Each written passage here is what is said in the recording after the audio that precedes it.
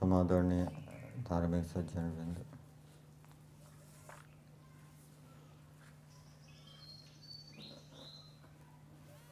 दिवि अर्कः श्लोकम आघोषते। द्युलोक में सूर्य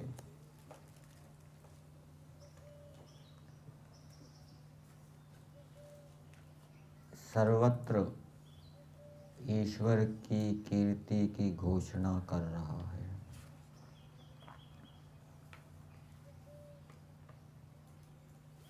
ईश्वर के यश को बता रहा है सर्वत्र।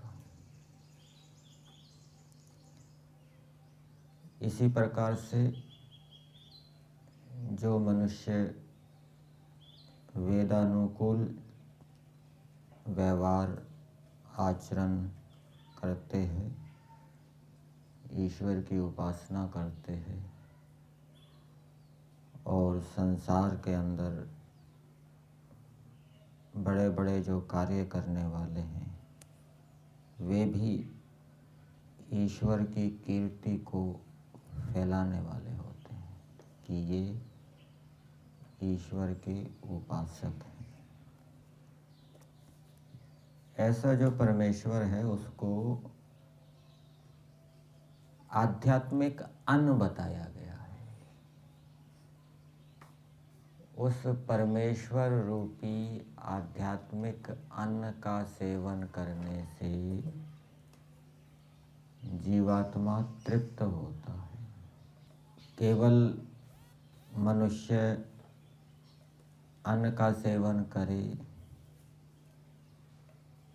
और उसके साथ ईश्वर को ना जोड़े, ईश्वर की आज्ञाओं को ना जोड़े, ईश्वर के गुणों को ना जोड़े, तो केवल भौतिक अन्न करने से जीवात्मा की तृप्ति नहीं होगी, परिणाम दुख उत्पन्न होगा। राग से युक्त होकर वो अन्न का सेवन करेगा, मतलब कि परमेश्वर को ना जोड़ते हुए अन्न का सेवन कर रहा है, तो अन्न खाने के बाद भी उसकी तृप्ति नहीं होगी। लेकिन जो परमेश्वर को जोड़कर अन्न का सेवन करेगा, बिना राग के मेहनत ईमानदारी से काम अर्जित किए हुए अन्न का सेवन करेगा, वो आत्मा की तृप्ति करने वाला होगा, पुष्टि करने वाला होगा। ईश्वर को अन्नम कहा है। तैत्तिरीय उपनिषद में आता है वाक्य, अहम अन्नम अहम अन्नादः। इसमें बताया है परमेश्वर कह रहा है मैं अन्न हूँ और मैं अन्नादा हूँ। प्रलय के समय सारे संसार को मैं खा जाता हूँ, पृथ्वी आदि को। तो ऐसे परमेश्वर के विषय में प्रार्थनाएं की जाती है और ईश्वर की आज्ञाओं का पालन भी किया जाता है।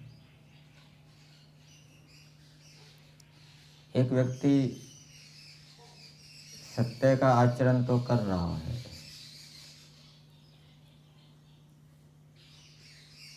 अहिंसा का पालन कर रहा है, ब्रह्मचर्य का पालन कर रहा है, लेकिन श्रद्धा पूर्वक नहीं कर रहा, तो ऐसे व्यक्ति को इन अच्छे कर्मों का फल सुख तो मिलेगा, लेकिन ज्ञान नहीं बढ़ेगा, अविद्या दूर नहीं होगी। सुख मिल जाएगा अच्छे कर्मों का, लेकिन जो श्रद्धा पूर्वक, प्रेम पूर्वक अहिंसा, सत्य, अस्तेय, ब्रह्मचर्य आदि का पालन करेगा, उसको सुख भी मिलेगा और उसका आत्मा का ज्ञान भी बढ़ेगा। आत्मा के अंदर जो विद्यमान अविद्या है वो दूर होगी, विद्या का प्रकाश होगा। इसी प्रकार से प्रार्थना के विषय में भी बताया गया है कि एक व्यक्ति केवल प्रार्थना कर रहा है समर्पण पूर्वक, अर्थात जिस विषय में प्रार्थना की है उस विषय में उसने मेहनत ईमानदारी से धर्म पूर्वक पुरुषार्थ भी किया है, लेकिन वो जो प्रार्थना है वो श्रद्धा पूर्वक नहीं कर रहा। प्रार्थना तो कर रहा है, जिस विषय में प्रार्थना की है उस विषय में उसने धर्म पूर्वक पुरुषार्थ भी किया है, लेकिन श्रद्धा पूर्वक वो प्रार्थना नहीं कर रहा। तो ऐसी जो प्रार्थनाएं हैं वो परमेश्वर सुनता नहीं। दो बातें होनी चाहिए, दो बातें बताई गई है। श्रद्धा पूर्वक प्रार्थना की जाए, आत्मसमर्पण पूर्वक प्रार्थना की जाए, तो परमेश्वर उस प्रार्थना को सुनता है और सुनकर फिर क्या करता है?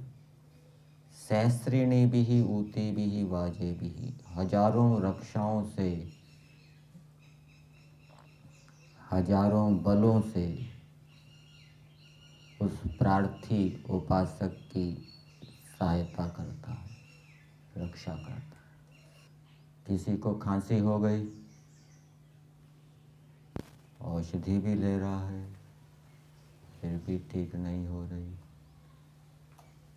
उसको समझ में नहीं आ रहा गड़बड़ी कहाँ हो रही है, आहार विहार में कहाँ गड़बड़ी हो रही है। जिसकी ईश्वर रक्षा करना चाहेगा उसको बोध दे देगा, भाई तुम्हारी ये गड़बड़ी यहाँ हो रही है खान पान में, तो थोड़ा सा खान पान ठीक कर देगा तो वो उसकी खांसी ठीक हो जाएगी। मूंगफली के बाद पानी पीने पर बताते ना खांसी हो जाती है, खरबूजे के ऊपर पानी पीने से क्या बताते हैं? हैजा हो जाता है। मूंगफली के तेल का प्रयोग करते हैं, ठीक है। अब सब्जी खाई तेल वाली, फिर पानी पी लिया, मूंगफली का तेल था, तो खांसी बनी रहेगी। यदि वो थोड़ी बुद्धिपूर्वक काम करे, पहले थोड़ी सी सब्जी खा ले, बाद में फिर बिना तेल वाले पदार्थ खाए और 1 घंटे के बाद पानी पी ले, तो उसकी खांसी ठीक हो जाएगी। कुछ वो भोजन के बाद वो लेते हैं, कुछ अरिष्ट आदि लेते हैं, औषधि लेते हैं, पानी मिला कर लेते हैं, और पहले यदि वो सींग दाने वाली सब्जी है तेल वाली और उसके बाद वो औषधि ले रहे हैं पानी के साथ, तो वो खांसी करेगी, और खांसी पहले बनी हुई है तो ठीक नहीं होगी। ये ईश्वर बोध देता है और रक्षा करता है। ऐसी शरीर की स्थिति बन जाती है जो ईश्वर की उपासना करता है, साधना करता है, पुरुषार्थ करता है, थोड़ा सा भी उसके खान पान में ऊक चूक हो जाती है तो उसके आँख में, सिर में दर्द शुरू हो जाता है। उसको पता लग जाता है कि आज ये खान पान में ऊक चूक हो गई, आँख में दर्द, सिर दर्द इस कारण से हो गया है। तो अब वो आँख में दर्द, सिर में दर्द उसको सहन नहीं होता, इसलिए वो फिर सावधान हो जाता है। वो उसकी जो भोजन की जो गलत आदत है वो सुधर जाती है। नहीं तो बहुत से व्यक्ति हैं वो ज़्यादा खाते हैं, कुछ नहीं होता, खाते जाते, उनकी आदत सुधरती नहीं।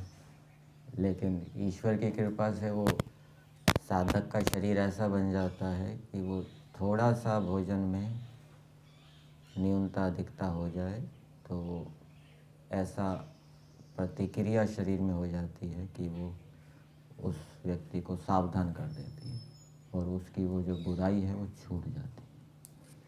इस प्रकार से ईश्वर क्या है? रक्षाएं करता है।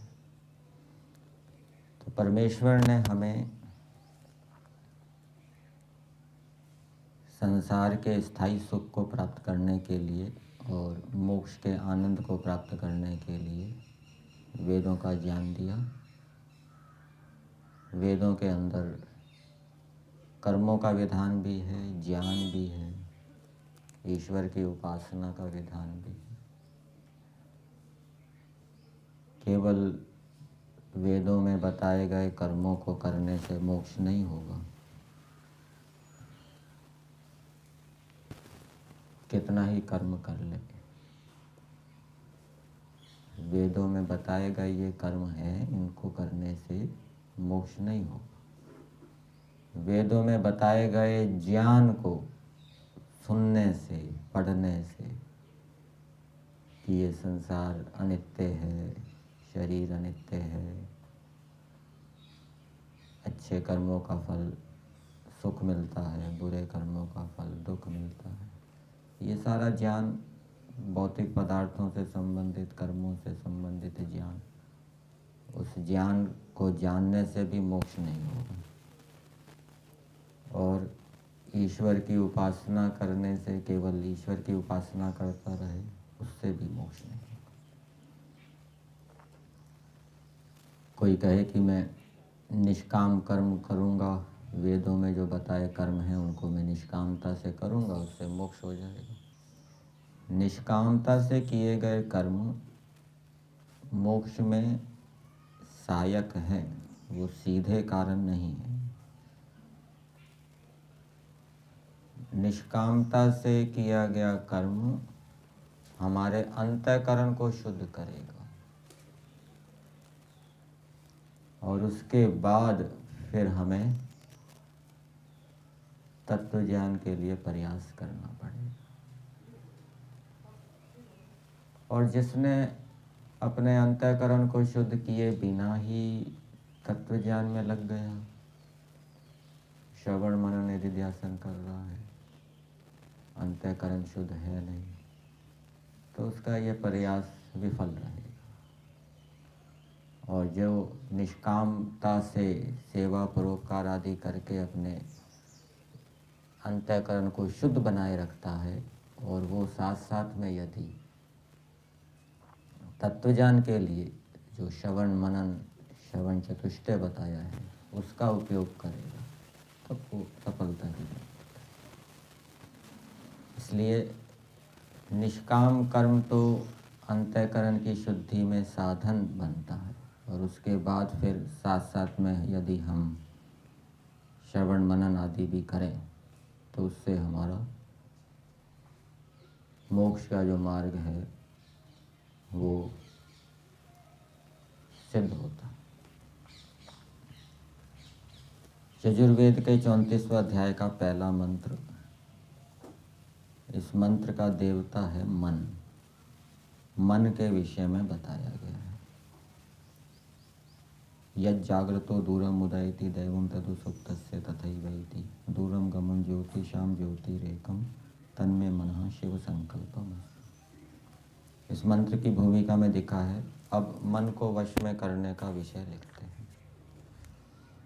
ईश्वर ने जो हमें मन दिया है, ईश्वर की आज्ञा है कि इस मन के तुम स्वामी बनो, मन तुम्हारा स्वामी ना हो जाए, तुम इसके मन के स्वामी बनो, अर्थात इसको अपने वश में करो। इस मंत्र के भावार्थ में दिया है,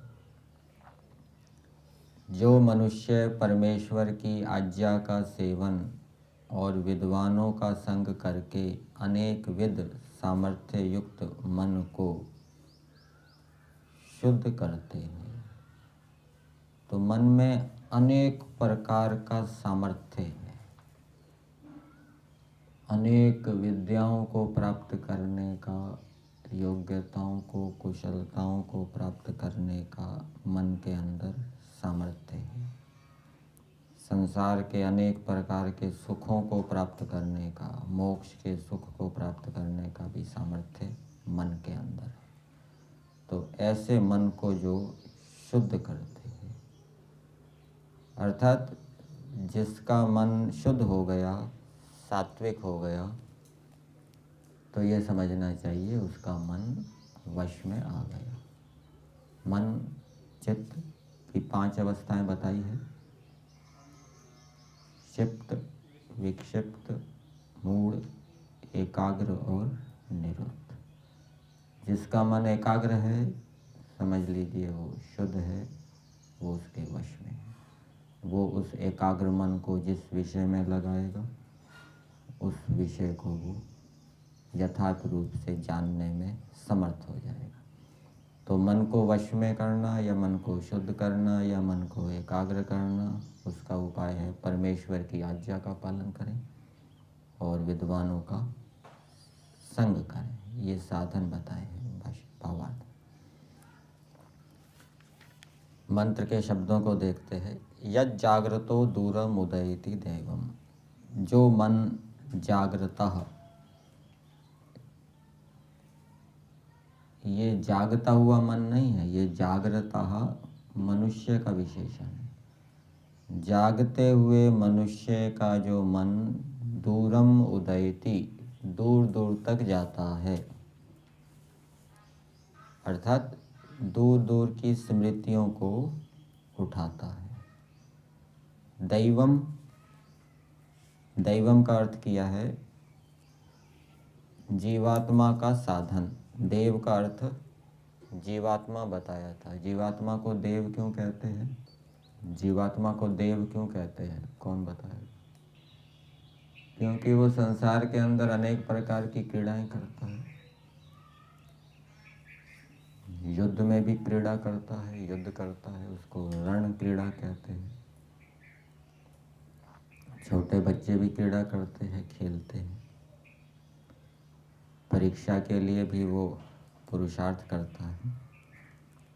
तो ऐसा जो मन है वो जीवात्मा का साधन है, इसलिए उसको दैवम कहा। तदु सुप्तस्य तथैवैति, वही जो मन है वो सोए हुए मनुष्य का वैसे ही वो दूर दूर तक जाता है, अर्थात स्वप्न अवस्था में दूर दूर की स्मृतियों को उठाता है।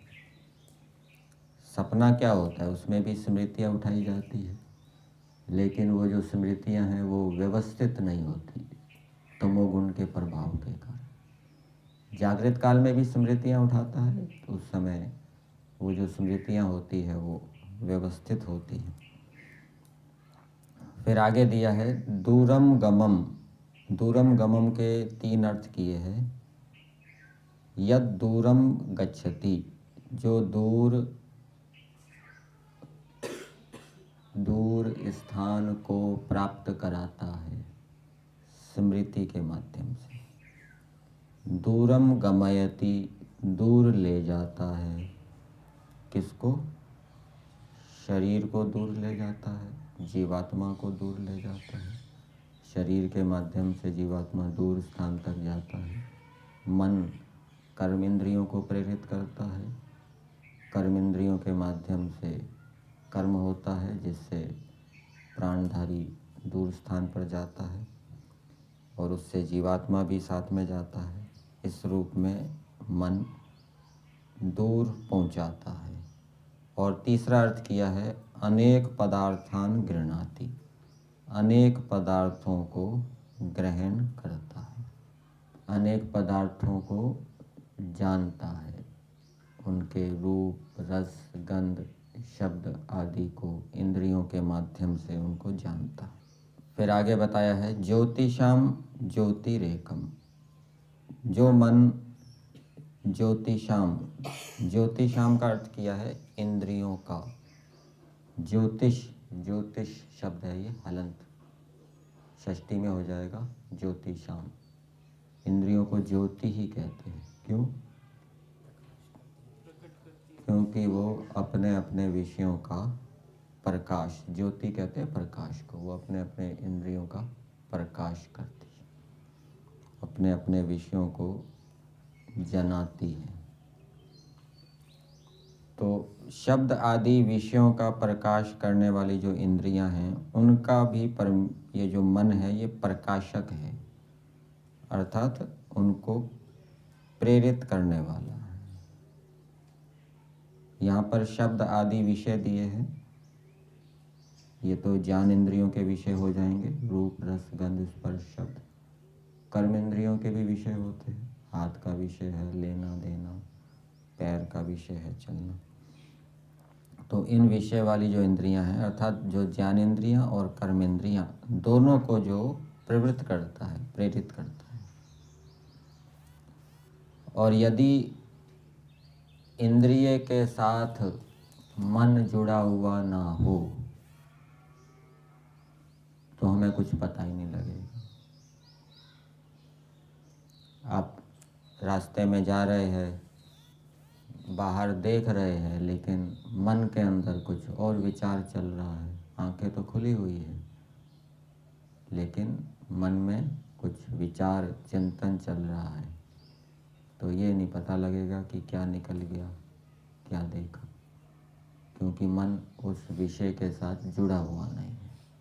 जिस इंद्रिय के साथ मन जुड़ता है उस इंद्रिय के विषय का बोध होता है। जिस कर्म इंद्रिय के साथ मन जुड़ता है वो कर्म इंद्रिया अपने क्रिया में प्रवृत्त होती है।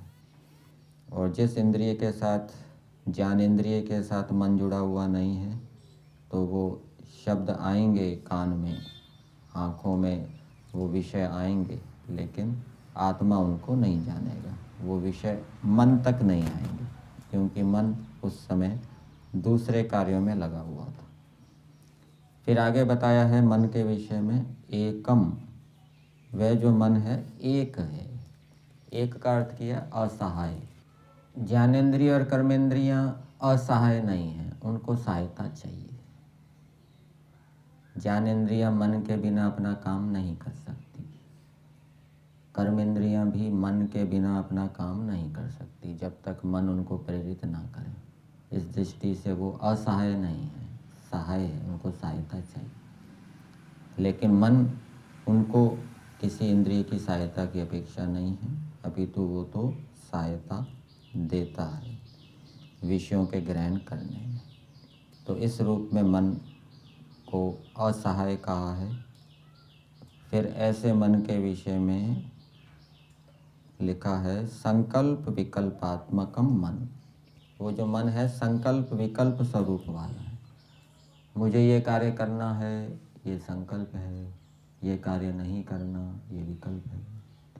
तो ये संकल्प विकल्प, करना है नहीं करना, देखना है नहीं देखना, जाना है नहीं जाना, ये मन के माध्यम से किया जाए। तो ऐसे मन के विषय में प्रार्थना की है, तन्मे मनः शिव संकल्पम अस्तु। वो जो मेरा मन है शिवः, कल्याणकारी, धर्म विषय, संकल्प, इच्छा वाला होवे, धर्म विषयक इच्छा वाला होवे। धर्म विषयक इच्छा क्या हो सकती है?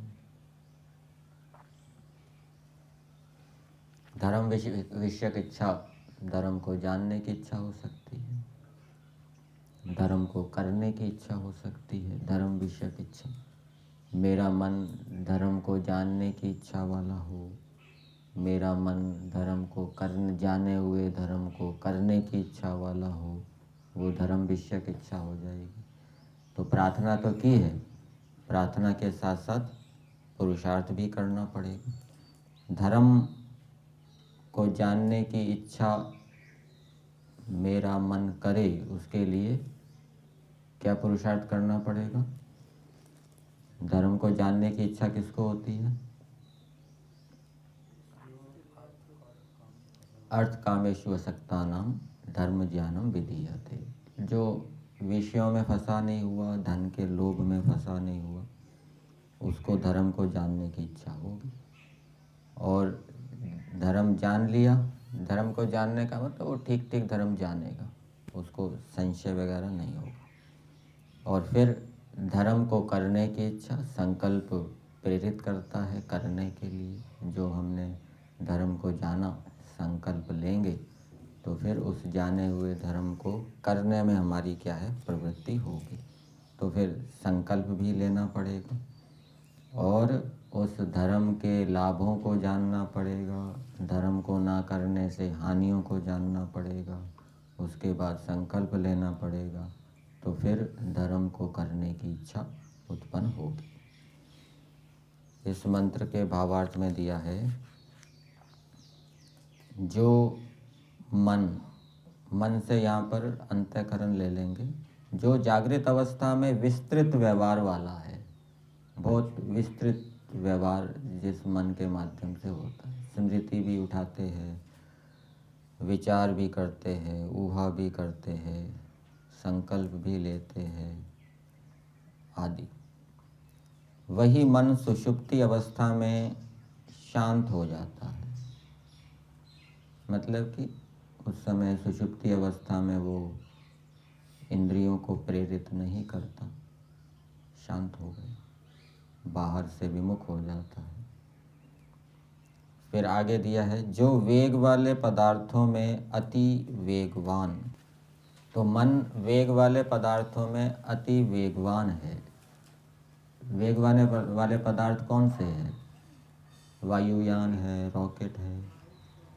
तो जहाँ रॉकेट नहीं पहुँचा, मन पहले ही वहाँ पहुँच जाता है। ठीक है। जहाँ वायुयान नहीं पहुँचा, जिस स्थान पर, मन पहले ही वहाँ पहुँच जाता है। मतलब उस स्थान का विषय मन के अंदर आ जाता है। इस दृष्टि से मन क्या है? वेग वाले पदार्थों में अति वेगवान है। और परमेश्वर भी क्या है? परमेश्वर तो मन से भी अधिक वेगवान है। जीवात्मा कैसे अच्छा से अच्छा, बुरे से बुरा विचार योजना बना सकता है, ईश्वर उसको पहले से जानता है। तो ज्ञान के साधन, और ये मन कैसा है? ये ज्ञान का साधन है। ठीक है ना। इसके माध्यम से हमें ज्ञान होता है, इंद्रियों के विषयों का ज्ञान होता है, और दूरस्थ पदार्थों का ज्ञान होता है, व्यवहित पदार्थों का ज्ञान होता है, भविष्य का ज्ञान होता है, अतीत का ज्ञान होता है, वर्तमान का ज्ञान होता है। तो ये अनेक प्रकार के ज्ञानों का साधन है। ठीक है। इंद्रियों के प्रवर्तक मन को वश में करते हैं, वे अशुभ व्यवहार को छोड़ शुभ व्यवहार में मन को प्रवृत्त कर सकते हैं। तो इसमें दो प्रकार से है। एक तो जो शुभ व्यवहार करेगा उसका मन शुद्ध होगा, वश में आएगा, और फिर मन के वश में होने के बाद फिर वो अपने मन को शुभ व्यवहार में और अधिक लगा सकता है। ये मन के विषय में बताया है। सत्यार्थ प्रकाश के 7वें समोल्लास में भी ये मंत्र दिया गया है, और वहाँ पर इस मंत्र में दैवम का अर्थ किया है दिव्य गुण युक्त। जो मन क्या है? दिव्य गुण युक्त रहता है।